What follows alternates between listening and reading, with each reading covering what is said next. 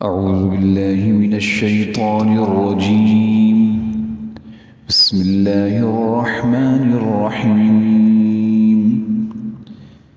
إن الإنسان خلق هلوعا إذا مسه الشر جزوعا وإذا مسه الخير منوعا إلا المصلين الذين هم على صلاتهم دائمون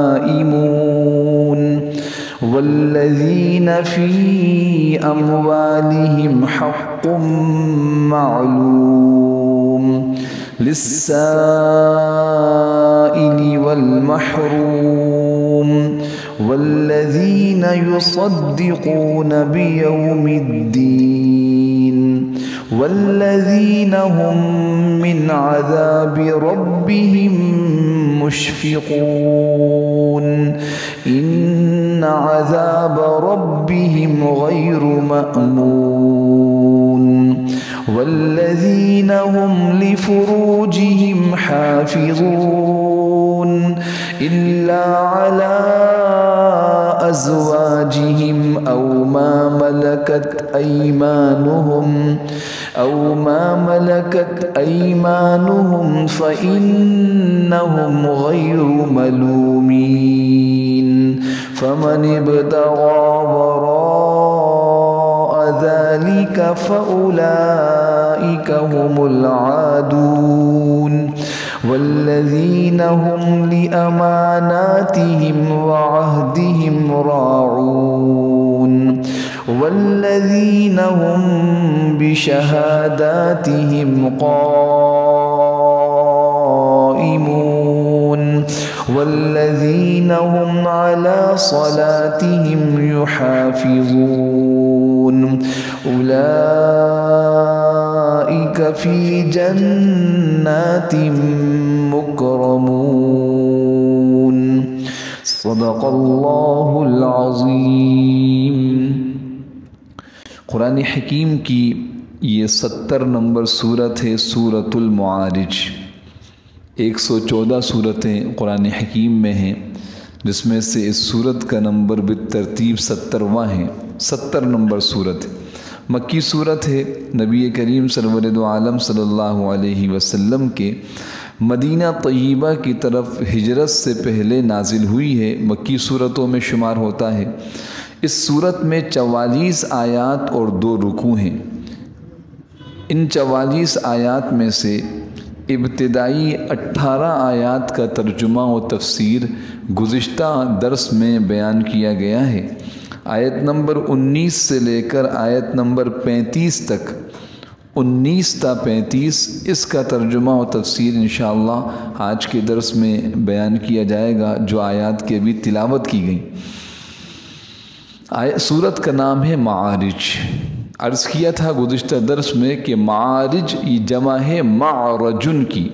معرج چڑھنے کی سیڑھیاں، معراج اور معرج اسے کہتے ہیں. عرض کیا تھا کہ نبی کریم سرور دو عالم صلی اللہ علیہ وسلم کا جو سفر معراج، اس کو سفر اسراء و معراج کہا جاتا ہے. رات کے وقت چلنا اور اوپر کی طرف چڑھنا.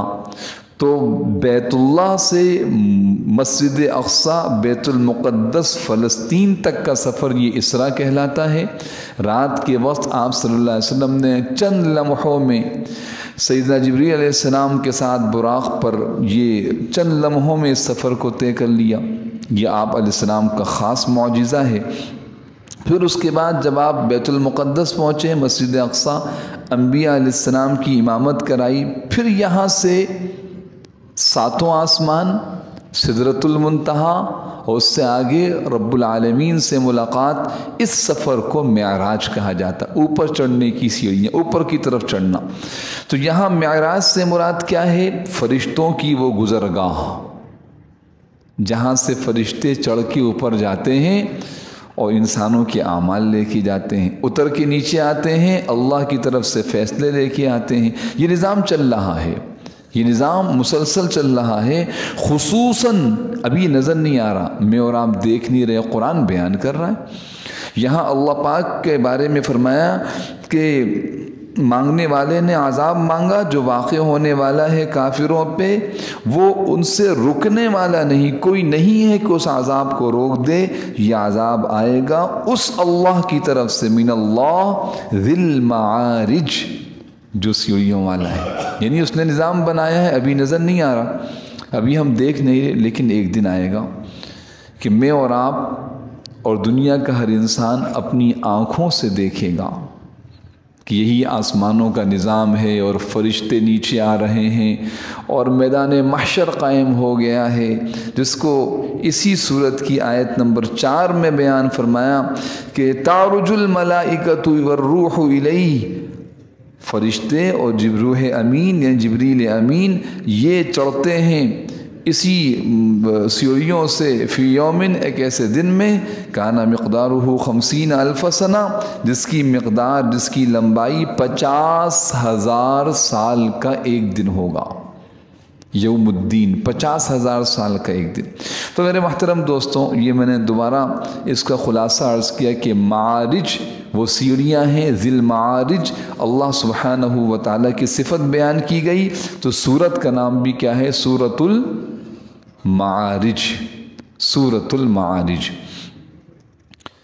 ابتدائی 18 آیات کا خلاصہ انتہائی اختصار کے ساتھ عرض کرتا ہوں، خوب توجہ فرمائیے۔ ابتدا اللہ پاک نے فرمائی، نضر ابن حارث یا اور کوئی کافر اور مشرک جو نبی کریم سرور دو عالم صلی اللہ علیہ وسلم کی دعوت کا مذاق اڑاتے ہوئے یوں کہتا تھا کہ اگر جس عذاب کے بارے میں، جن اللہ کی نافرمانی پر برے نتیجے کے بارے میں آپ کہتے ہیں وہ لے آئیے، اگر یہ آپ کا قرآن حق ہے تو لے آئیے، آسمان سے پتھر برسائیے، وہ عذاب لے آئیے، ہے نا۔ تو اللہ پاک نے فرمایا کہ یہ جو مانگنے والا، سأل سائل، یہ سائل مانگنے والا بھی عذاب، جس عذاب کو مانگ رہا ہے واقع، یہ عذاب واقع ہو کے رہے گا، کن پر؟ للکافرین، خصوصاً کافروں پر، لیس لہ دافع، ہاں کوئی انہیں روک نہیں سکے گا اس عذاب کو۔ یہ عذاب کس کی طرف سے ہوگا؟ من اللہ، اللہ کی طرف سے، ذی المعارج، جو تمام آسمان پہ چڑھنے کے تمام راستوں کا مالک، اس کی طرف سے یہ عذاب آئے گا۔ اور پھر فرمایا کہ فرشتے اور جبریل امین اسی آسمان کی طرف چڑھتے ہیں، ان راستوں سے آتے جاتے ہیں، خصوصاً ایسے دن میں جس کی مقدار 50,000 سال کے برابر۔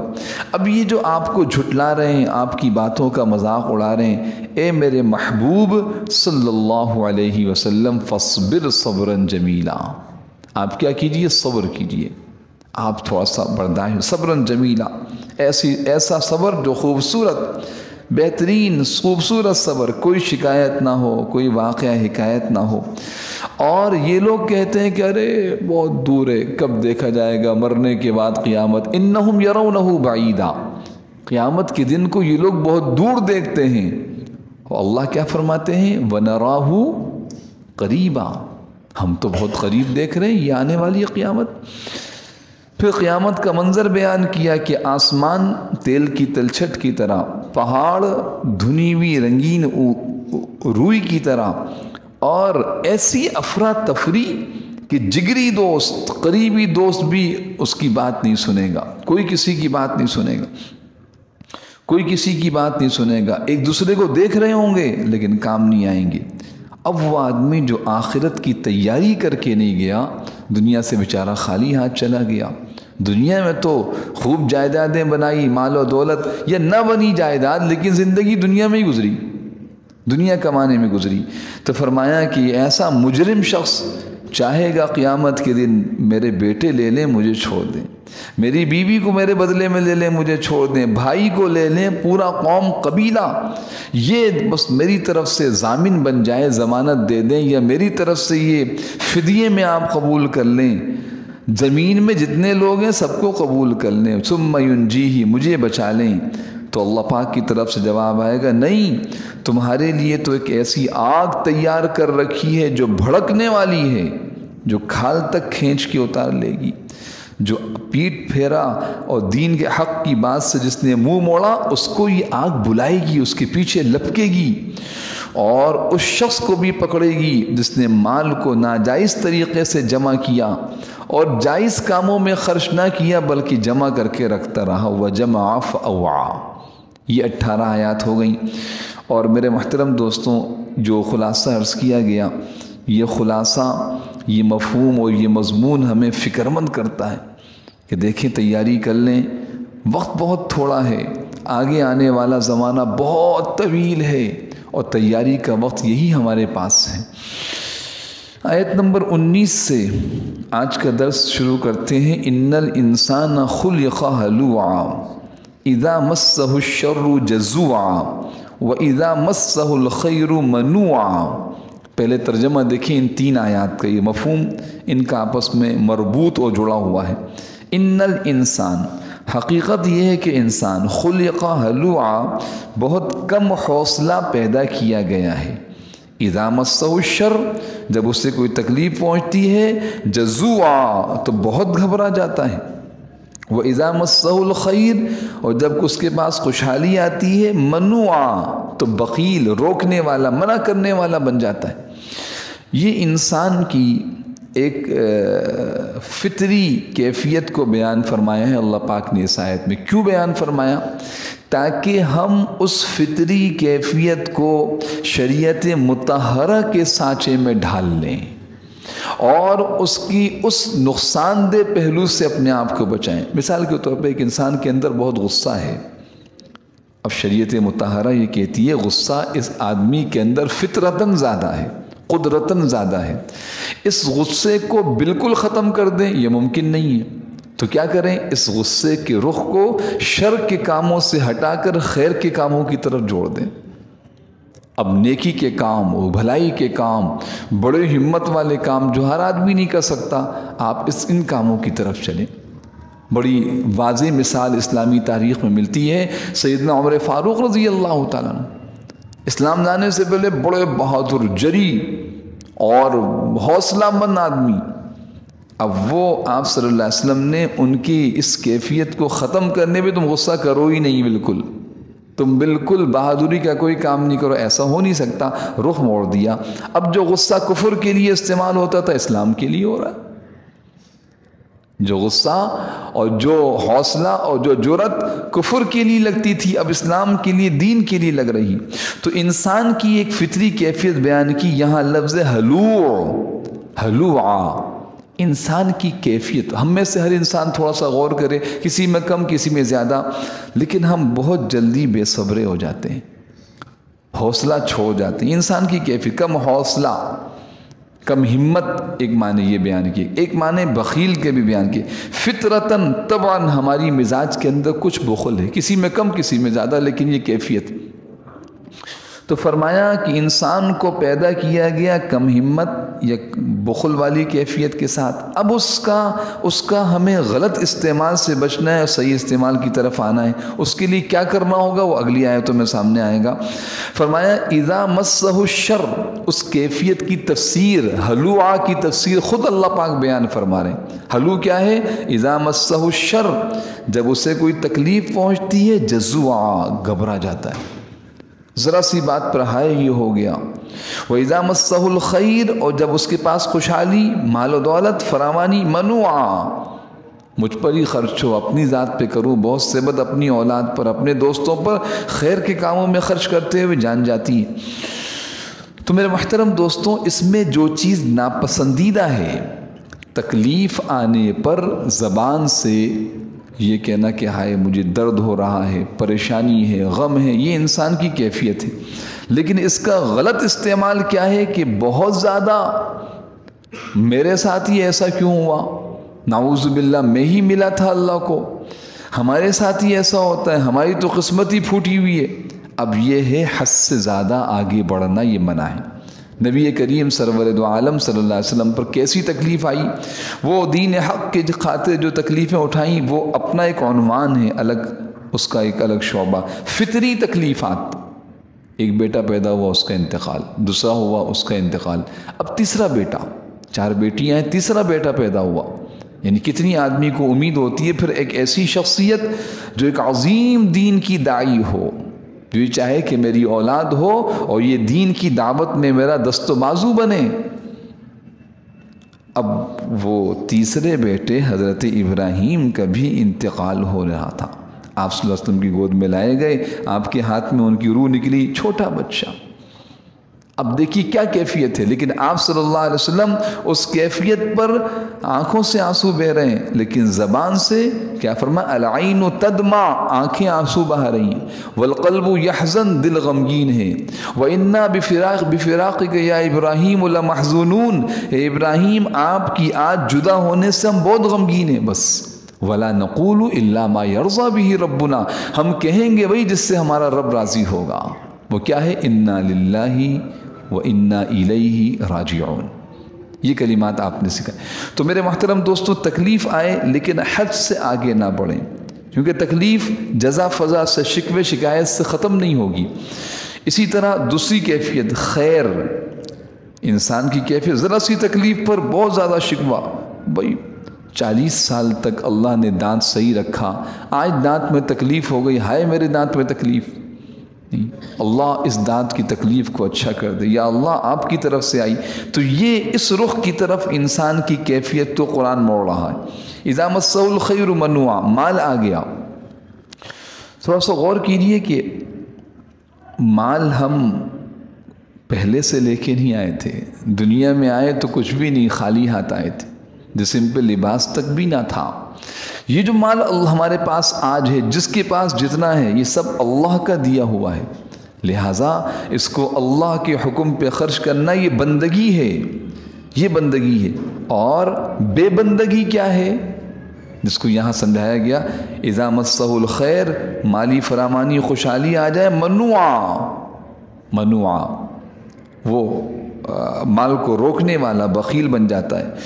اپنے اوپر ایک وقت کے کھانے میں، مثال کے طور پہ مثال دے رہا ہوں، 5000 روپے خرچ کر لیں، لیکن مستحق کو 500 روپے دیتے، وہ بھائی کیا کریں، آج کل مہنگائی بہت ہے بھائی، یہ مانگنے والے آ جاتے ہیں، یہ کام کرنے والے، ان کو ہم تنخواہ بھی دیتے ہیں، اس کے باوجود جو ہے یہ تنگ دستی کا شکوہ، بیچارہ جس کے پورے ہفتے میں 5000 روپے کا کھانا نہ کھاتا ہو، ایک ایسا شخص جس کو اللہ نے مال دیا ہے، وہ ایک وقت میں اللہ کی نعمت کو استعمال کرے اور خیر کے کاموں میں روک دے۔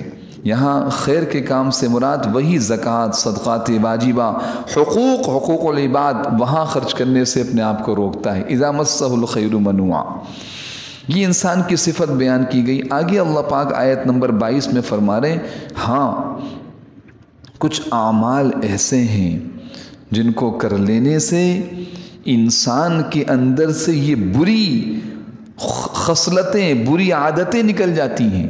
وہ اعمال کیا ہے؟ پہلا عمل بتایا، پابندی اور اہتمام کے ساتھ نماز پڑھنا۔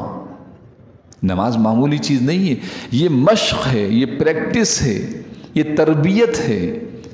نماز ایک تربیت ہے، اپنے آپ کو خیر پر جمانے کی، تکلیفوں پر میں برداشت کرنے کا مادہ۔ دن میں 5 وقت کی نماز ہے، کبھی سر میں درد ہے، کبھی کوئی مصروفیت ہے، کبھی مہمان ہیں، کبھی کہیں سفر ہے، کبھی کوئی، لیکن نماز پڑھنی ہے۔ اس میں بہت تفصیل سے اس پہ گفتگو ہو سکتی ہے، لیکن وقت مختصر ہے کہ نماز یہ انسان کو مقام انسانیت پر پہنچاتی ہے، انسان کو بندگی کا صحیح راستہ دکھاتی ہے، انسان کے اندر خوبیاں اور عادات اگر نماز بن جائے تو انسان کی زندگی بن جائے۔ اس لیے دیکھیے اللہ، مگر وہ نمازی ایسے نہیں ہیں، الا المصلین، ترجمہ دیکھیے، الا المصلین، مگر وہ نمازی ایسے نہیں ہیں، یعنی ایسے نہیں ہے کہ تکلیف پہنچے تو ہائے ہائے کرنے لگیں اور مال آ جائے تو روک کے رکھیں، نمازی ایسے نہیں ہیں۔ کون نمازی؟ الذین هم علی صلاتہم دائمون، جو اپنی نماز کو ہمیشہ پابندی کرتے ہیں۔ دائمون 2 معنی بیان کی، ایک تو 5 وقت کی نماز اہتمام سے پڑھتے ہیں، لیکن مفسرین فرماتے ہیں کہ دائمون یہ جو بات ہے 5 وقت کی نماز اہتمام سے پڑھنا، یہ آگے آ رہا ہے آیت نمبر 34 میں، والذین هم علی صلاتہم یحافظون کی ذیل میں آ رہا ہے۔ اب یہ صفات بیان ہو رہی ہیں، خوبیاں कैफियत जिनमें ये खूबियाँ हैं वो बड़े कमाल के लोग हैं, वो बहुत आगे बढ़ने वाले, वो ईमान के एतबार से, अमल के एतबार से, दुनिया के एतबार से कमाने वाले लोग ये कमा रहे हैं, ये उनकी कमाई देखिए। फरमाया हाँ मगर वो लोग जो नमाज पढ़ते हैं, अल्लज़ीना हुम अला सलातिहिम दाइमून।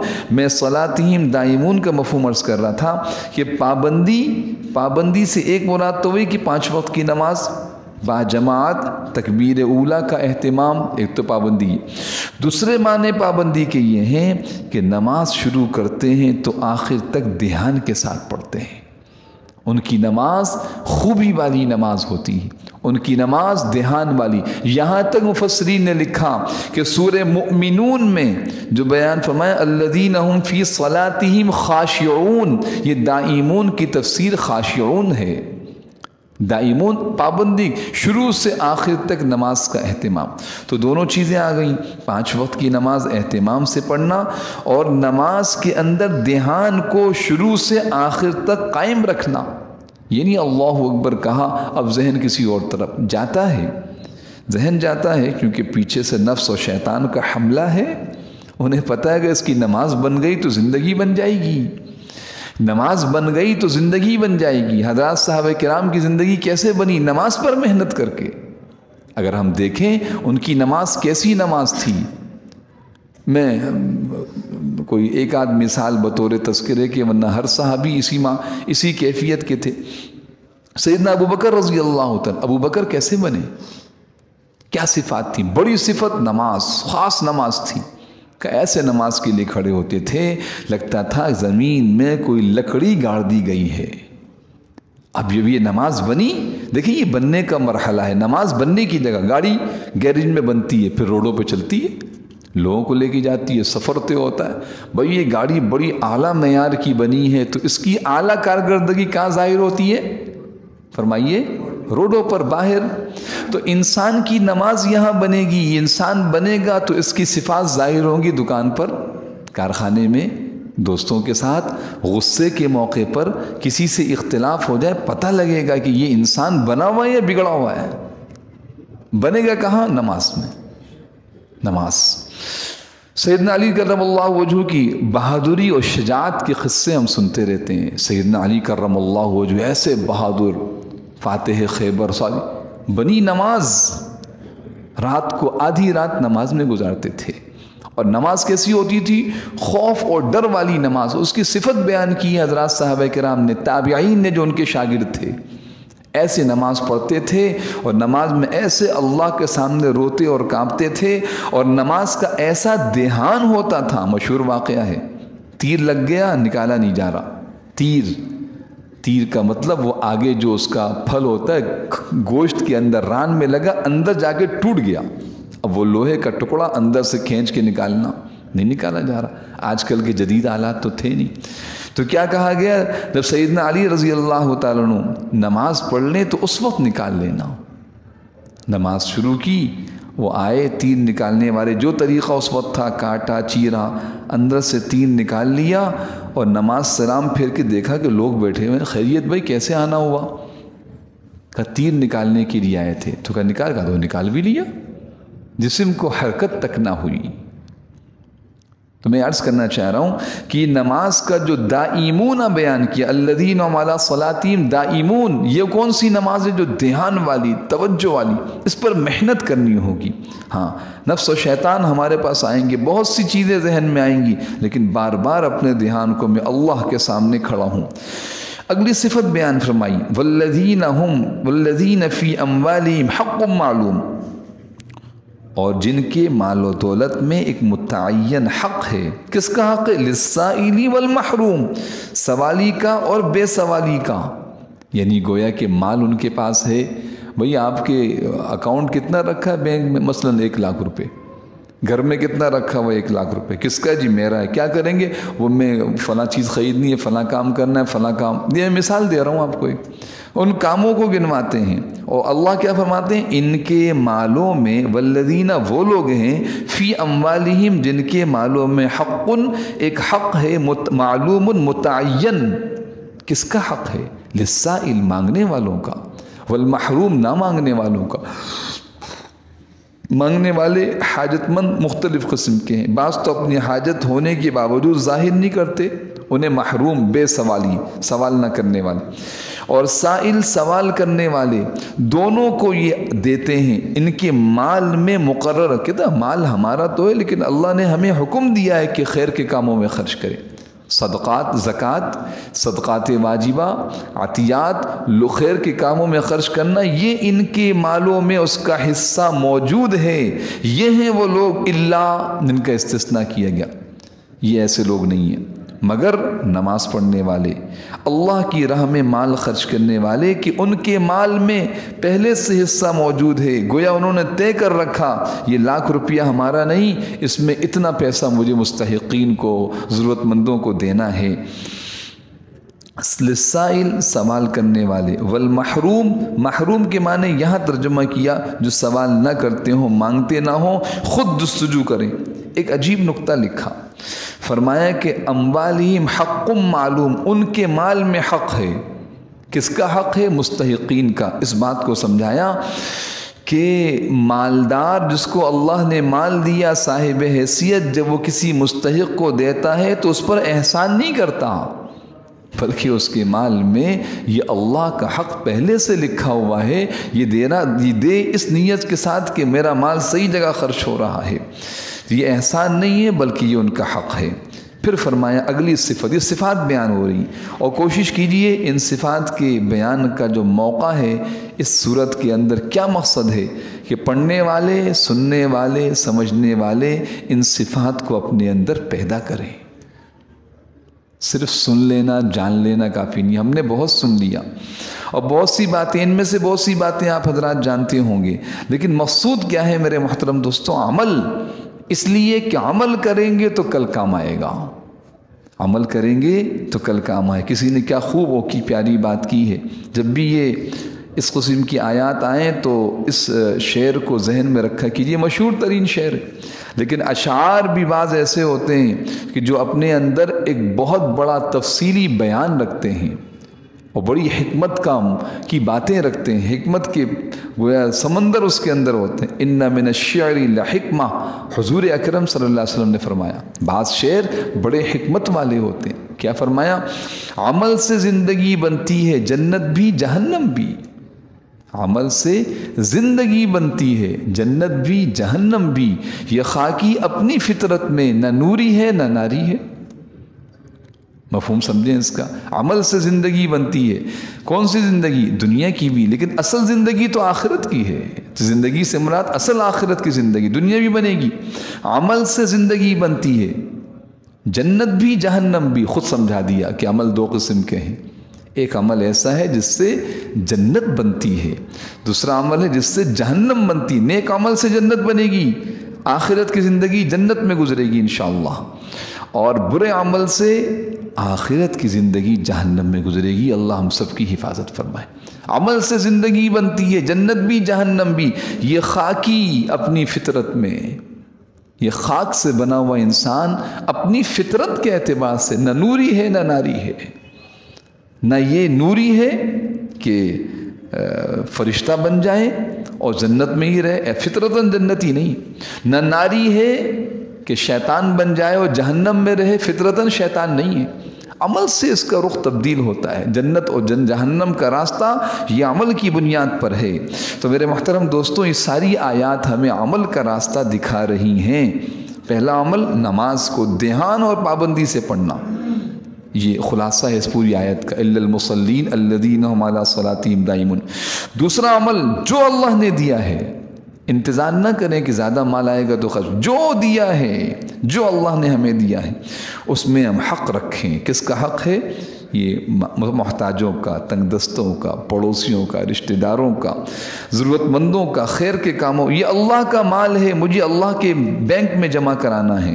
یہ ہے والذین فی اموالہم حق معلوم للسائل والمحروم۔ آگے چلیے آیت نمبر 26، والذین یصدقون بیوم الدین، اور جو روز جزا کو برحق مانتے ہیں۔ یہ ہے بنیادی مسئلہ۔ روز جزا کو جانتے تو ہم ہیں لیکن برحق ماننا، والذین یصدقون، وہ لوگ جو تصدیق کرتے ہیں، مانتے ہیں، بیوم الدین، یوم کے معنی دن اور دین کے معنی جزا، جزا کے دن کو۔ اب مانتے ہیں کیا مطلب؟ برحق مانتے ہیں، ہر وقت اس کو سامنے رکھ کے زندگی گزارتے ہیں۔ میرے اور آپ کے سامنے ہو، جو بات کہہ رہا ہوں اس کا مجھے جواب دینا ہے۔ اچھے عمل کا بہترین بدلہ تو برے عمل کا بدترین بدلہ، ہر وقت یہ چیز سامنے ہوگی، زندگی کا رخ تبدیل ہوگا۔ تو ایک بڑی صفت بیان فرمائی ایمان والوں کی کہ وہ آخرت کے دن کو سامنے رکھ کر زندگی گزارتے ہیں۔ اللہ پاک ہمیں اپنی رحمت و اپنے خاص فضل سے یہ کیفیت نصیب فرما دے کہ پوری زندگی جو عمل کریں آخرت کا دن ہمارے سامنے ہو، روز جزا ہمارے سامنے ہو۔ پھر فرمایا والذین هم من عذاب ربهم مشفقون۔ اب یہ وہ صفات ہیں جو ایمانی صفات ہیں ایمان والوں کی، مجھے اور آپ کو اپنے اندر پیدا کرنی ہے۔ والذین، اور وہ لوگ ہیں جو اپنے پروردگار کے عذاب سے سہمے رہتے ہیں۔ یہ حضرت ترجمہ فرمایا اور وہ لوگ اور جو اپنے پروردگار کے عذاب سے سہمے رہتے ہیں۔ والذین، اور وہ لوگ جو کہ ہم، وہ من عذاب ربہم، اپنے رب کے عذاب سے مشفقون، ڈرتے رہتے ہیں۔ ایک فکر لگی ہوئی، ایک نماز کے چھوڑنے کا اتنا بڑا عذاب، ایک روپیہ ناحق کسی کا کھا لیا تو یہ مصیبت، کسی کو گالی دے دی اس نے معاف نہ کیا تو کیا بنے گا، کسی کی غیبت کر دی، اللہ اکبر۔ تو اب یہ اس فکر کے اندر گناہوں سے اپنے آپ کو روکتے ہیں اور پھر کس کام میں آگے بڑھتے ہیں؟ جو عذاب سے بچا لے، جو عذاب سے بچا لے، رات کو اٹھ کے اللہ کے سامنے دعا مانگنا، اپنے گناہوں کی معافی مانگنا، خیر کے کاموں میں آگے بڑھنا، اللہ کی یاد، اللہ کا ذکر، سچائی، امانت داری، یہ عذاب کا خوف۔ والذین ہم، اس ترجمے کو دوبارہ دیکھیں، اس آیت کو، آیت نمبر 27 کے ترجمے کو، تاکہ 28 کھل جائے، آیت نمبر 28 واضح ہو جائے۔ ذرا پھر دیکھیے، والذین ہم من عذاب ربہم مشفقون، جو اپنے پروردگار کے عذاب سے سہمے رہتے ہیں، ڈرتے ہیں۔ کیوں ڈرتے ہیں؟ ان عذاب ربہم غیر مأمون، یقیناً ان کے پروردگار کا عذاب ایسی چیز نہیں ہے جس سے بے فکری برتی جائے۔ ان عذاب ربہم، یقیناً عذاب ربہم، ان کے رب کا عذاب، یعنی ان کا تذکرہ ہو رہا ہے ایمان والے، خاص ایمان والوں کا، مصلین سے، الا المصلین سے ذکر شروع ہوا۔ یقیناً ان کے رب کا عذاب غیر مأمون، بے فکر رہنے والی چیز، بے خوف، غیر مأمون مانے امن میں، تو امن میں رہیں، بے خوف رہیں، کوئی فکر کی بات نہیں، ایسی چیز نہیں ہے۔ ایسی چیز نہیں کہ آدمی کہے کوئی بات ہی نہیں، کچھ بھی نہیں ہوگا، نہیں، ایسا نہیں، بلکہ اس کی فکر رہنی چاہیے۔ بے فکری برتنے والی چیز، غفلت بھلا دینے والی چیز نہیں ہے اللہ کا عذاب، یاد رکھنے والی چیز۔ اس آیت پہ بار بار غور کی، ان عذاب ربہم غیر مأمون، یہ اللہ کا عذاب ایسا نہیں ہے کہ آدمی اس سے کوئی بات نہیں۔ آج تھوڑا سا سب کو چھوڑیں، پہلے اپنے آپ کا جائزہ لیں۔ ہاں، اللہ کی نافرمانی کرتے ہوئے کبھی دھیان ہوتا ہے کہ ہمارا کیا بنے گا؟ کیا اس عذاب کو ہم برداشت کر سکتے ہیں؟ ان عذاب ربہم غیر مأمون، اہل اللہ مشائخ کے حالات میں ملتا ہے، مشائخ کے حالات میں ملتا ہے۔ ایک آدمی دیکھا کہ وہ موم بتی شمع جلائی اور آگ کے قریب اپنا ہاتھ لے جاتے ہیں، پھر پیچھے لاتے ہیں، پھر اس کی جو موم بتی شمع روشنی جس میں آگ کا شعلہ نکلتا ہے، قریب لے گئے، پھر پیچھے لائے۔ ارے بھئی یہ کیا کر رہے ہیں؟ دیکھ رہا ہوں کتنا آگ کو برداشت کر سکتا ہوں، کتنا آگ کو برداشت کر سکتا، اس کو دیکھ رہا ہوں۔ جب یہ ذرا سی ایک آگ مجھ سے برداشت نہیں ہو سکتی تو جہنم کی آگ کیسے برداشت ہوگی؟ یہ تھے اللہ والے جو اللہ کا دھیان تھا۔ ان عذاب ربہم غیر مأمون، اللہ کا عذاب ایسی چیز نہیں جس سے بے فکری برتی جائے۔ پھر فرمایا اگلی صفات، والذین ہم لفروجہم حافظون، اور جو اپنی شرمگاہوں کی اور سب سے حفاظت کرتے ہیں، یعنی ہر حرام کام، ناجائز کام، گناہ کے کام سے اپنے آپ کو بچاتے ہیں۔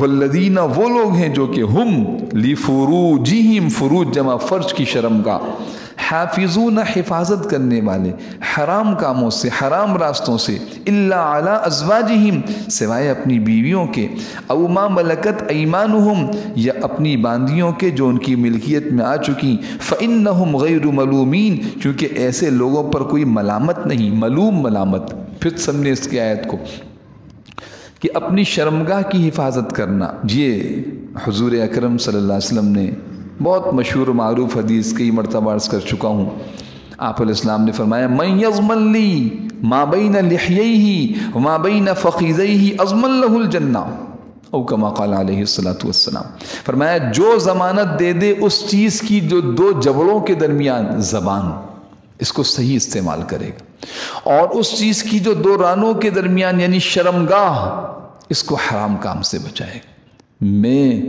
محمد الرسول اللہ صلی اللہ علیہ وسلم میں ضمانت دیتا ہوں اس کو جنت کی کہ وہ جنت میں داخل ہوگا جنت کی ضمانت دو چیزوں کو کی حفاظت زبان اور شرمگاہ تو یہاں اسی کی طرف اشارہ ہے اس میں سے ایک چیز کہ اپنی شرمگاہ کی حفاظت کرتے ہیں حرام راستوں سے زنا سے اپنے آپ کو روکتے ہیں بدکاری سے روکتے ہیں بدفعلی سے روکتے ہیں برے افعال جو برے افعال خود لذتی برے افعال اس سے اپنے آپ کو روکتے ہیں اور کس راستے میں حلال راستہ نکاح کا ازواجیم او ما ملکت ایمان ہو یہ باندیوں کا دور ختم ہو گیا پہلے باندیوں کا دور تھا تو وہ بھی بمنزلہ بیوی کے شمار کی جاتی تھی اس کے اپنے احکام ہیں اب وہ دور نہیں تو اس کے احکام بھی نہیں ازواجہم بیویاں حلال طریقہ نکاح دیا ہے مسلمانوں کو شریعت مطہرہ نے حرام اور ناپاک چیز سے روکا ہے ورنہ اس حرام کی نحوست اور گندگی اور غلاظت آپ یورپ میں دیکھ سکتے ہیں آج بھی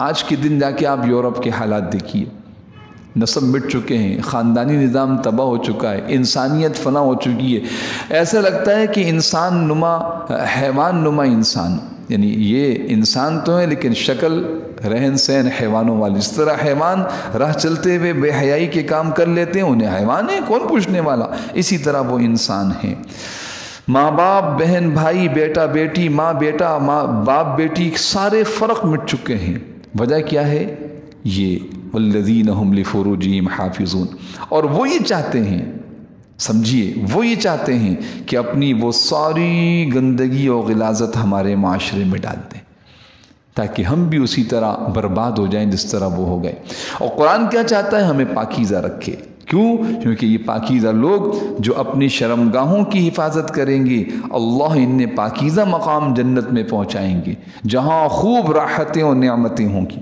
اور ایک چیز اور بھی سمجھ لیجیے یہاں تو ہے والذین هم لفروجہم حافظون جو اپنی شرمگاہوں کی حفاظت کرتے ہیں سوائے اپنی بیویوں اور باندیوں کے فإنہم غیر ملومین یعنی یہ جو اللہ نے ایک کیفیت رکھی ہے خواہش رکھی ہے ایک جذبہ رکھا اس کا راستہ حلال راستہ نکاح کا ہے تو شرمگاہ محفوظ رہے اب تو حرام کام بڑھتے چلے جا رہے ہیں اس کی بڑی وجہ سن لیجئے وہ بد نظری اور مخلوط محفلیں ہیں مخلوط تعلیم مخلوط محفلیں یہ بڑا سبب ہے تیز بھڑکتی ہوئی آگ سے گزر رہے ہیں اور چاہتے ہیں کہ کپڑے بھی نہ جلیں جسم بھی محفوظ رہے یہ کیسے ہو سکتا ہے ہم اپنی اولاد کو اپنے بچوں کو وہ مخلوط تعلیم گاہوں میں اسکول کالج یونیورسٹیاں جو تعلیمی ادارے تھے لیکن وہاں عورت اور مرد ساتھ رہیں اور ہم یہ چاہیں کہ وہاں کوئی حرام کام نہ ہو یہ کیسے ہو سکتا ہے تو میرے محترم دوستوں اس لیے پہلی جو پابندی لگانی ہوگی وہ اپنی نگاہوں پر کہ نگاہ محفوظ ہوگی شرمگاہ محفوظ ہوگی نگاہ وہ بھٹک جائے گی شرمگاہ غیر محفوظ ہو جائے گی اب چاہے وہ عورت ہو یا مرد ہو چھوٹا ہو یا بڑا ہو ہمیں اس کی حفاظت کا اہتمام یہ چند دن کی حفاظت ہے چند دن کی حفاظت اس کے بعد پھر اللہ کی طرف سے نعمتیں ہی نعمتیں ہیں لہٰذا اس کا اہتمام کیجیے اس کو سمجھیے اللہ فرماتے ہیں والذین هم لفروجہم حافظون جو اپنی شرمگاہوں کی اور سب سے حفاظت کرتے ہیں سب سے یعنی سارے حرام کاموں سے حرام راستوں سے اور شرمگاہ کی حفاظت کے لیے راستہ کیا ہے طریقہ کیا ہے فرمائیے بھائی آنکھوں کی حفاظت आँखों की मोबाइल को देखने से भी, सरे राह बदनज़री से भी, मखलूत महफिलों मजलिसों से भी, तो इंशाअल्लाह शर्मगाह महफूज होगी। आगे फरमाया फमन इब्तग़ा वराअ ज़ालिका, अलबत्ता जो लोग इनके अलावा कोई और तरीक़ा इख्तियार करना चाहें, फ़उलाइका हुमुल आदून, कुरान कह रहा है ये हद से गुज़रे हुए लोग हैं। हाँ, अब वो बयान कर दी पूरी बात कि जो इसके अलावा कोई और रास्ता इख्तियार करे, फमन इब्तग़ा वराअ ज़ालिका, इसके अलावा यानी हलाल रास्ता, निकाह का, बीवियों का जो रास्ता, इसके अलावा कोई और रास्ता इख्तियार करेंगे, फ़उलाइका हुमुल आदून, ये हद से बढ़ने वाले लोग हैं। और जो हद से निकल जाता है फिर क्या होता है, फिर उसके साथ निमटा जाता है, फिर वह अज़ाब के अंदर मुब्तला होता है। कुछ सिफ़ात और बयान फरमाई, वल्लज़ीना हुम लिअमानातिहिम वअहदिहिम राऊन, ये वो लोग हैं जो अपनी अमानतों और आहद का पास रखने वाले। अमानात जमा अमानतों की, आहद के माने वादा, कि किसी के साथ कोई अमानत, पैसे रखने का नाम अमानत नहीं, बल्कि हर वो चीज़ जो हमें हमारे पास रखी गई कि भाई अपने पास रखें, आपसे ले ली जाएगी, वो अमानत है। तो इसलिए सबसे पहले अल्लाह के हुकूक़ हैं, रसूलुल्लाह सल्लल्लाहु अलैहि वसल्लम के हुकूक़ हैं। ये पूरा जिस्म अल्लाह की अमानत, ये जान अल्लाह की अमानत, ये माल अल्लाह की अमानत, इसको सही इस्तेमाल करना अमानतदारी, इसका गलत इस्तेमाल करना खियानत है। तो क्या फरमाया, कौन है वो लोग, वल्लज़ीना हुम लिअमानातिहिम, जो अपनी अमानतों की और अपने वादों की आहद राऊन रियायत करने वाले, वल्लज़ीना और वो लोग हैं हुम बिशहादातिहिम क़ाइमून, जो अपनी गवाहियाँ ठीक ठीक देने वाले। शहादात जमा शहादत उनकी है, क़ाइमून उस पर कायम। फरमाया जो आदमी सच्ची गवाही छुपा लेता है गुनाहगार होता है, और जो झूठी गवाही देता है वो कबीरा गुनाह का मुर्तकिब हो जाता है। हुज़ूर अकरम सल्लल्लाहु अलैहि वसल्लम टेक लगाए बैठे थे, बड़े बड़े गुनाह बयान किए, अल्लाह के साथ शिरक करना, वालिदैन की नाफरमानी करना, ये बड़े गुनाह। लेकिन जब झूठी गवाही का जिक्र आया, आप सीधे होके बैठ गए। आपने अपनी टेक से, अपनी कमर को पीछे टेक से हटाया, आंखें सुर्ख हो गईं और गुस्से के आलम में कहने लगे, शहादतु ज़ूर, शहादतु ज़ूर, शहादतु ज़ूर। झूठी गवाही से अपने आप को बचाओ। ये हक़ तलफियों का बड़ा सबब झूठी गवाहियाँ हैं, झूठी बातें। वल्लज़ीना हुम बिशहादातिहिम क़ाइमून, कौन है ईमान वाले, जो अपनी गवाहियों को ठीक ठीक अदा करने वाले। और आखिर में फरमाया, आखिरी सिफत फिर, वल्लज़ीना हुम अला सलातिहिम युहाफ़िज़ून, और वो लोग हैं जो अपनी नमाज़ों की पूरी हिफाजत करने वाले। ये पूरी हिफाजत से मुराद उसकी पाबंदी है, जो अपनी नमाज़ों की पूरी हिफाजत करने वाले। अब देखिए ज़रा तवज्जो फरमाइएगा, कुरान की तरतीब को देखिएगा। ये उलाइका फ़ी जन्नातिम मुकरमून पे रुकू ख़त्म हो रहा है, ये मज़मून, अब अगला मज़मून शुरू होगा। तो ये जो पूरी बात बयान की, इब्तिदा भी नमाज से, इंतहा भी नमाज पर, इब्तिदा भी नमाज से, इंतहा भी नमाज पर, कि ईमानी सिफ़ात की तकमील के लिए बड़ी मश्क़, तरबियत, ट्रेनिंग वो नमाज है। अगर नमाज बनेगी तो ज़िंदगी बनेगी, नमाज बिगड़ेगी तो ज़िंदगी बिगड़ जाएगी। मेरे मोहतरम दोस्तों, सोचिए तो सही, वो मुस्लिम माशरा, वो मुसलमान मर्द औरत, मुस्लिम माशरा बोलें तो शायद जहन थोड़ा सा किसी बड़े मफहूम की तरफ चला जाता है, मैं उसको और आसान करूँ, मुसलमान मर्द औरत, मेरे मुसलमान भाई, मेरी मुसलमान बहनें, मैं ख़ुद मुस्लिम दुनिया का एक फ़र्द, जब हमारी ज़िंदगी में सिरे से ही नमाज नहीं है तो ईमानी सिफ़ात क्या होंगी? फिर ईमानी सिफ़ात का क्या सवाल है? या अगर नमाज है तो बड़ी नाक़िस, बड़ी बेदहानी वाली, कभी पढ़ ली कभी ना पढ़ी, तो क्या ऐसे माशरे से कोई इस्लामी और दीनी तवक्कुआत वाबस्ता की जा सकती हैं? मायूसी की बात नहीं, करने का काम यह है कि नमाज को एहतिमाम से कायम किया जाए। सब नियत करते हैं इंशाअल्लाह। तो फरमाया वल्लज़ीना हुम अला सलातिहिम युहाफ़िज़ून, जो अपनी नमाज की पूरी हिफाजत करने वाले हैं। आयत नंबर 35 आज के दर्स की आखिरी आयत है। अल्लाह पाक फरमाते हैं उलाइका फ़ी जन्नातिम मुकरमून, यही तो लोग हैं जो जन्नतों में इज़्ज़त के साथ रहेंगे।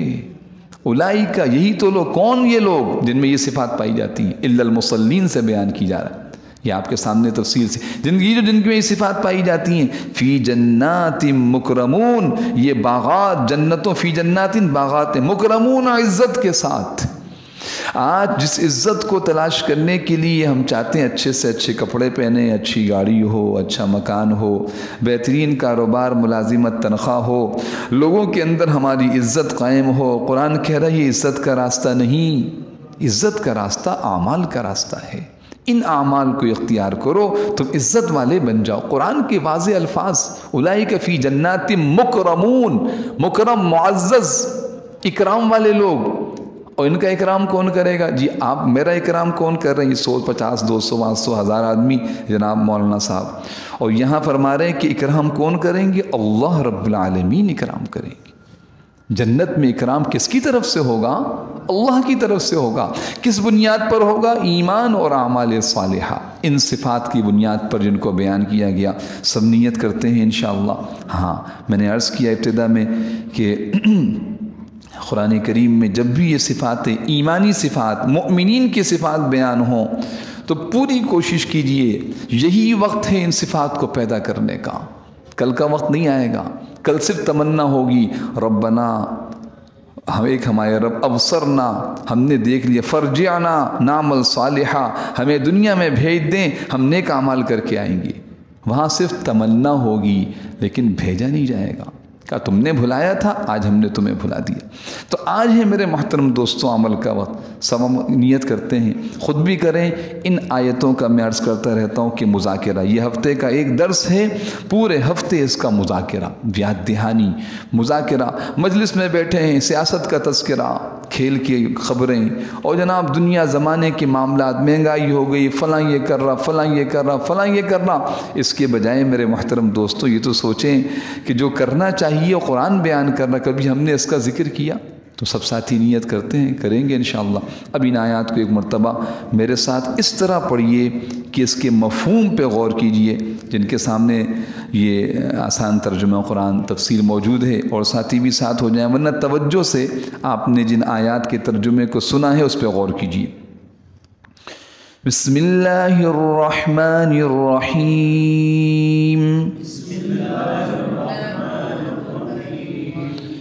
ان الانسان خلق هلوعا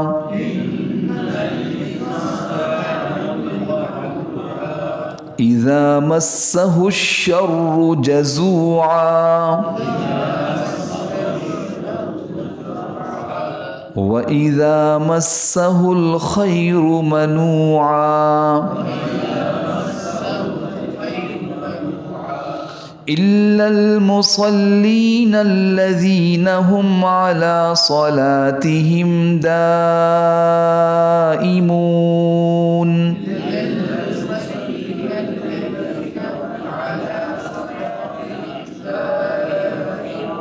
والذين في أموالهم حق معلوم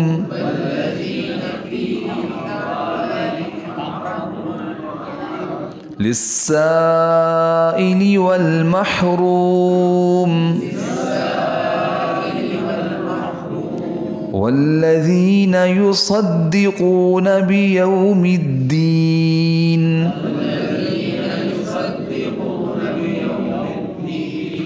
والذين هم من عذاب ربهم مشفقون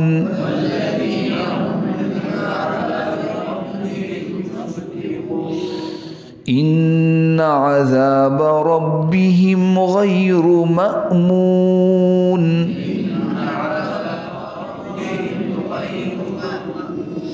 والذين هم لفروجهم حافظون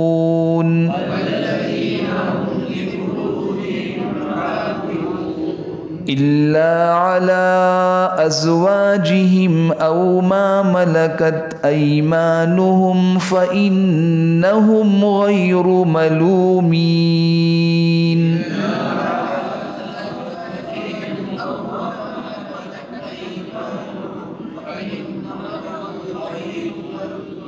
فمن ابتغى وراء ذلك فأولئك هم العادون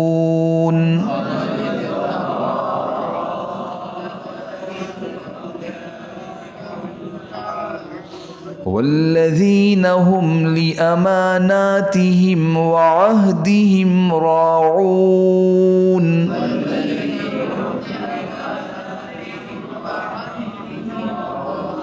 والذين هم بشهاداتهم قائمون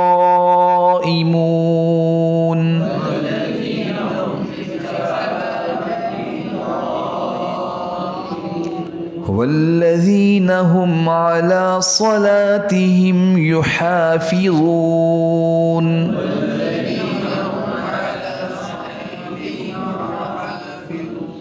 أولئك في جنات مكرمون